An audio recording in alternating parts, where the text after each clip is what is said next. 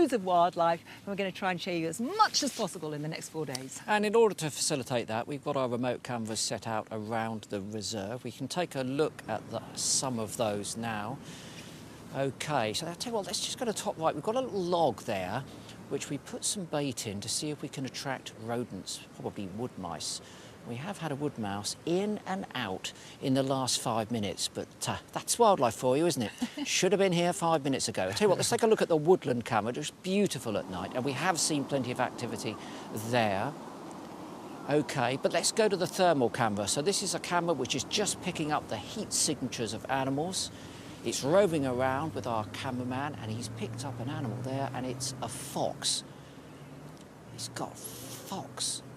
OK, and I'm hearing that we've got a deer on another one of our cameras. It's one that we've set down by the marsh. That's a seeker deer, not what I would call a jaw-dropping view of a seeker deer at this point, but I can guarantee you that these cameras will deliver and we'll get plenty more wildlife. And you can enjoy that when the programme's off air. Should we go back to the thermal? Let's have a look first of all at all of the cameras. Oh, top right. Don't get too excited. Oh, Iolo. a wood mouse. We've got a wood mouse. Oh. We've got a live wood mouse. I mean, we always take the Mickey Mouse out of the mouse, but actually it's amazing to see. I mean, these are so important to the ecosystem. This is not only is it a fantastic little mammal in itself, but obviously provides food for so many other animals that we have here on the reserve. Let's have a look top centre. What have we got there? Oh, it's a lovely. Yeah. Do you know, it's a little heart. Yeah, little heart shape. Well, they do say if bottom. you want to learn how to identify your deer, identify the bottoms. Honestly, because that's usually what you see when they're running away. And that is a seeker deer's heart-shaped, fawn-coloured bottom. Well, let's have a look at, see if we've got anything else. Are we going to go to the thermal? Let's go. What if we? Oh, is that still the That's deer? the thermal. That's the thermal. And the fox. Not bad, eh? Not bad start to the series. We're getting lots of live wildlife on our cameras. And our specialist camera operators have been out and about all over the Arne Reserve setting up live cameras. We've already seen quite a lot of action on several of these cameras tonight, but let's go to the woodland camera. Let's have a look at the woodland camera, show you where it is first. Here we are, wonderful deciduous woodland here at Arne. Can we zoom in on that? We'll show you what we've got. We've got a carcass in there with a camera on it. I don't think, here we are, look, panning across, is nothing there at the moment.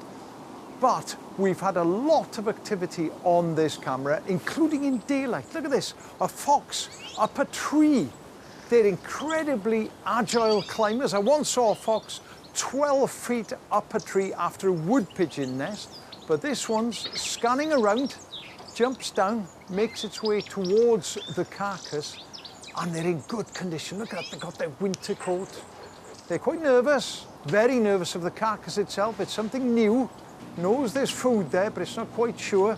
It turns off, but it's reluctant to leave. It's reluctant to leave because it knows that that is an essential food source. So it goes back in, has another go, nibbles a little bit, but doesn't stay too long. Looks up. The magpie there, taking its turn. Looks up and watch its ears. The ears go down. That's a submissive posture there. And another fox comes in and chases that fox away. Fantastic.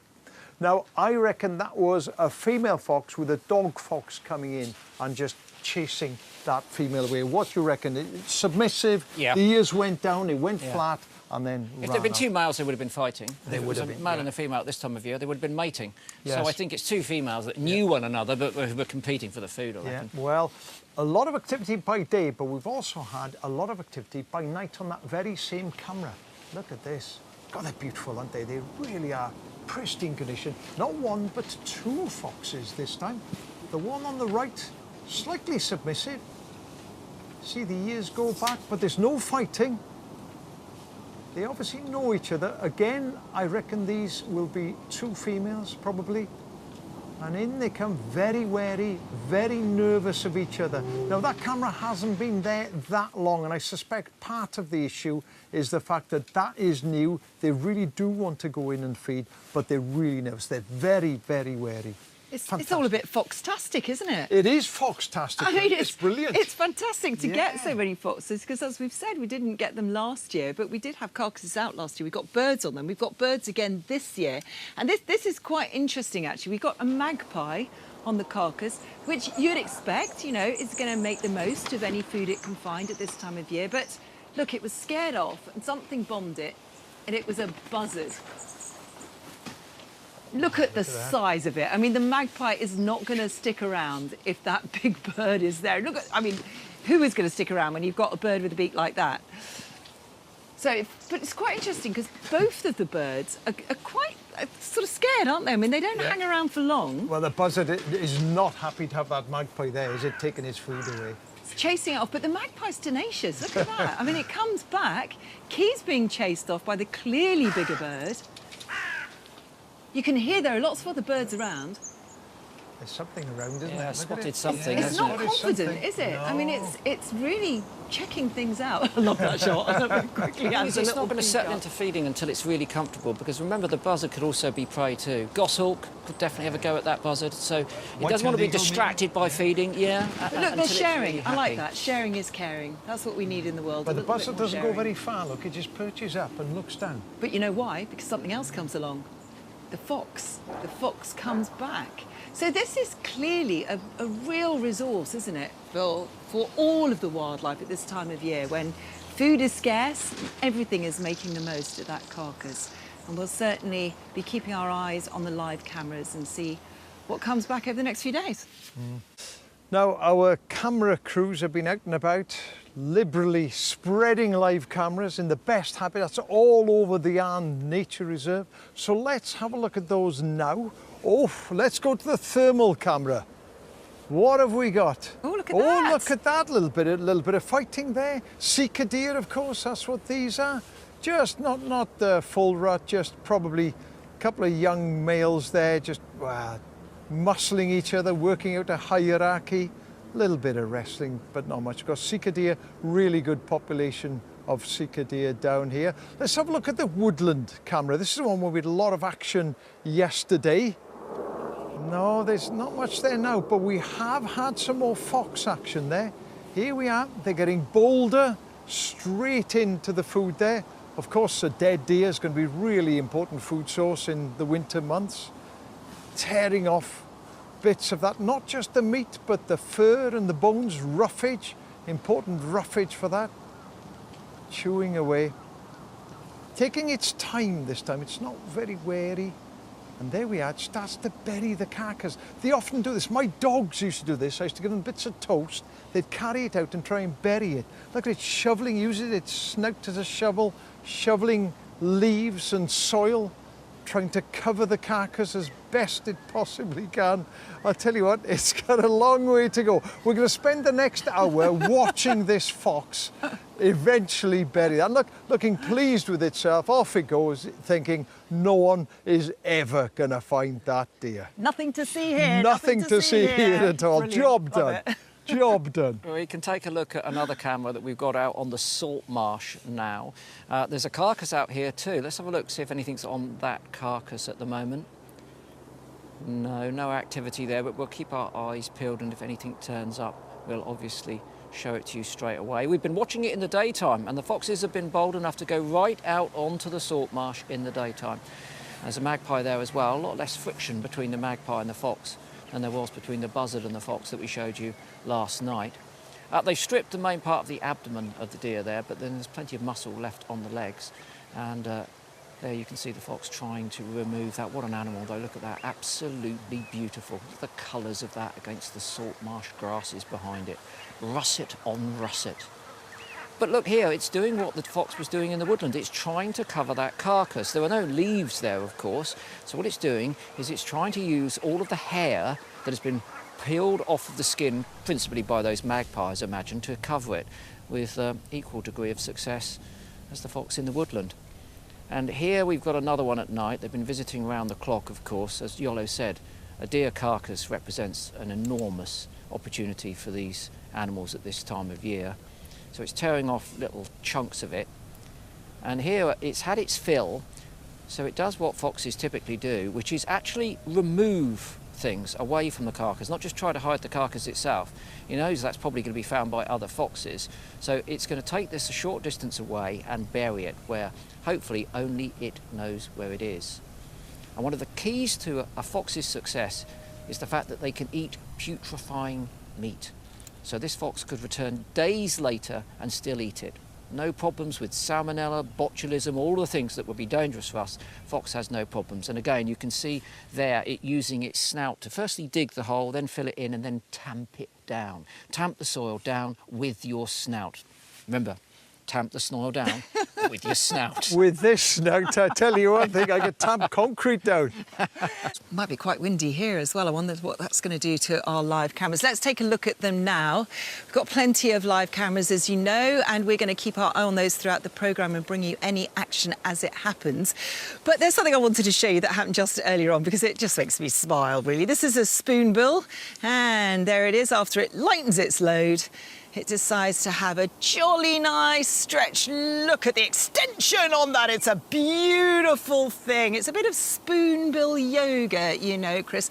And that's exactly what I do in the morning. Do you do that before or after you get out of bed? Well, obviously after I get out of bed. Just as well. I didn't want to think of you pooing in the bed before you stretch your legs. I actually can't believe you just said that. Anyway, look, you may have noticed there's one presenter short. But first of all, let's look at our live cameras. Let's take a look, see if anything is happening on our live cameras. No, we've got nothing, but shall we have a quick look at the marsh camera? Quick look and see if there's anything on the marsh camera. Not now, but this is the camera that we have had so much action on, particularly with foxes. Lots of different individuals we've seen on this camera, loads of the foxes. We know this one because it's actually got a snaggled tooth, but look, it suddenly becomes submissive as another fox enters. And then look what it does. It gets bold, it climbs on top of the carcass, growls at the visitor. It's not going to be submissive now, it's going to stand its ground. And the visiting fox decides to walk off, do a bit of scent marking, go into the grasses and leave the old snaggled tooth fox to have its fill. Watches from afar, waiting its turn patiently. But then, look, after 1 hour and 20 minutes, the snaggletooth fox was having a feast and then it just jumps off. And again, you see this submissive behaviour. And the second fox then takes a chance and comes in. I mean, this has been the most incredible resource for so many of the individual foxes that we have here.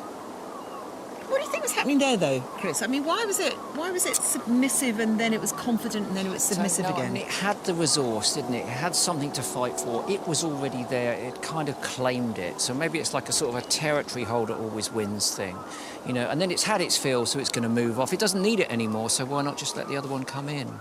It's been amazing to see so many foxes, and it's always so nice to see behaviour, isn't it? We've seen plenty of that as well. Indeed. Now, I can say we haven't suffered the full force of today's storm, but overnight things got a bit unruly here, and we monitored that on our remote cameras. So the rain came in around midnight, I think it was. It started to pour down. Wood mice dashed out, hid in that hollow log. Very sad to say it didn't bring a waymarker with it. Hasn't been reading the science, that wood mouse. Foxes couldn't resist getting out to the carcasses, of course, such a bonus supply of food. And so they came out before the rain really set in hard. By about 4:30, things were windy down on the shore. Just after 5, there was a tidal surge that was beginning to push water up onto that salt marsh where our camera was. And certainly by around 5:15 and then 5:30, look at this. This was much higher than any of the high tides that we'd had. But when we got there this morning, it had all receded and we were almost back to normal. Well, that was us, but we know that many of you have had a very, very difficult day indeed, so we hope that you're all safe and well. We've also got our live cameras as well, of course. Let's have a look. Is anything on those? The beaver has gone. No, nothing at the moment. But they have delivered, haven't they, this They season? have, I mean, particularly with foxes. We've been so lucky and seen so many individuals. We've seen them in the daytime as well as in the evening. And we've identified that there are definitely 5 different foxes that we keep seeing.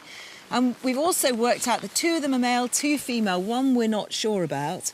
As I say, we've seen them in the day, we've seen them at night, and we've seen lots of interaction as well. Plenty of this with them chasing each other around the trees. Not sure if that's a male chasing a female or perhaps 2 females chasing each other off the carcass, because that's where we've seen most of the action, is with them eating at the carcass. This one's already had its feed, and then it wanders off into the grass to do a bit of scent marking. Now, they do scent marking with urine and faeces, but they also do it with their facial glands. And you can see this one's rubbing its nose on that grass, leaving a little message to other foxes to say that I've been here, I've had my fill on that carcass, and also marking it for itself so it knows where the carcass is. And then off it goes. And as I say, we've seen plenty of action on that carcass, but we've also heard a lot of action. And listen to this. Sounds like a fox coughing, and actually we think that's exactly what it's doing. But what about this sound? That's the mating call. That's the female, that's the snaggled tooth fox that, well, we've named it snaggled tooth. It's the peak breeding season in January for foxes. It's an incredible sound, and you can often hear that sound in towns and cities. And if you don't know what it is, then it can really sound quite eerie. Well, let's go to our 9-way, as we call it, all of those screens there. Now, what have we got there? Oh, we've got a fox. Fox, yeah. Let's check that. So that's live at the moment. That's out on our salt marsh there. Superb. What else have we got live at the moment? I think we've got a wood mouse. Oh, yes. Oh, yeah, that is, yeah. Still no way marker. Still ignoring those scientists from Oxford University. When will that mouse learn? Well, also, we've been seeing quite a few other species. When I was in the van the other day, I was talking to Jack Badams about the kingfisher. Kingfishers have been turning up on the Harbour wall, giving us a chance to enjoy these birds in the wintertime. There's a lovely close-up of that female kingfisher there. Look at that. What a beauty. And of course, we've seen lots of activity out there on the salt marsh, on the mud. Here, all of the birds have been spooked, and you can see why on the right-hand side of your screen, there's a marsh harrier, one that we've ticked off for our raptor challenge. And they always instill a panic. You can see there the birds responding. Teal, they're always up for a panic. They love that. The dunlin, even godwits will go up if a marsh harrier goes over. Fantastic to see all of those birds out there. Poole Harbour, top spot.